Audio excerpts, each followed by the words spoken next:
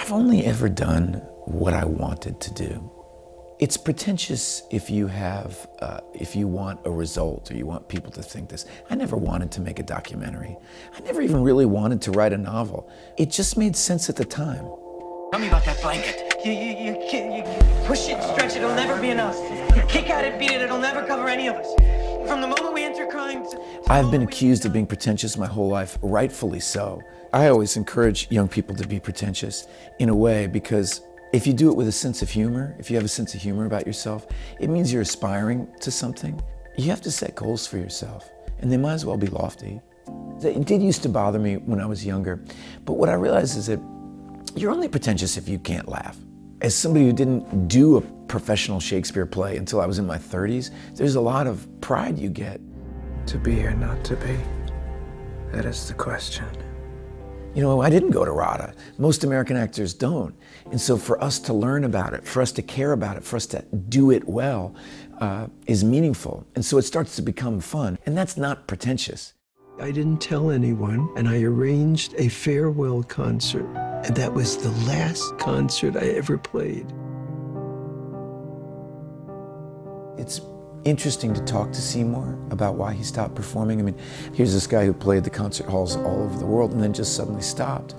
So of course that would be interesting to me. Like, what would happen if I had stopped? And what did you gain by stopping? Do you miss it? Is your life better? All that stuff fascinated me. Being a movie star is kind of a young person's game.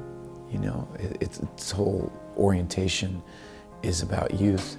But I've always loved directing. I started a theater company when I was in my early 20s, directing plays. That's been the great joy of my life. And so my hope is that when it really becomes necessary to have a second career, I'll already have some experience. So often it's our anxiety that trips us up from being our best self. The great bulk of my life is a war with my nervous system. You know, and I think a lot of people feel that way.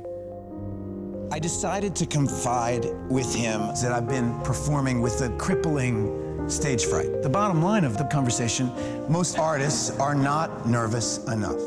When I was younger, I had so much confidence. Making my Broadway debut, I was 21.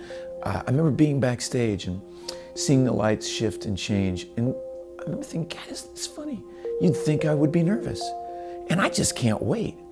And now, I'd be a wreck. I was just so excited to be a part of it, of anything creative. I wrote 10 pages, look, you should read it, you know. And now as you get older, you're like, okay, wait, there's a lot of things you should read before I'll waste your time with, you know. And you have to hopefully create a little bit of balance of maintaining that youthful hubris, or else you won't get anything done.